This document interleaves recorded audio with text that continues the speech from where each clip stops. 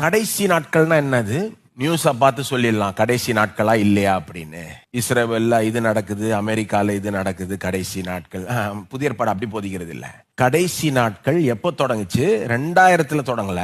இயேசுனுடைய முதலாம் வருகையிலிருந்தே கடைசி நாட்கள் தொடங்கி விட்டது. புதிய ஏற்பாடை பொறுத்த வரைக்கும் அதுதான் கருத்து. கடைசி நாட்கள் இயேசுனுடைய முதலாம் வருகையிலிருந்து தொடங்கி இயேசுனுடைய 2ஆம் வருகை வரைக்கும் இருக்கிறது. அதான் கடைசி நாட்கள். அதனால்தான் பேதுரு அப்போஸ்தலர் 2ல அந்நிய பாஷையில பேசுறாங்க. அதை நியாயப்படுத்துறதுக்கு என்ன பண்றாரு? பழைய ஏற்பாட்டிலிருந்து யோவேல் 2 மேற்கோள் காட்டுகிறார். என்னன்னு சொல்றாரு?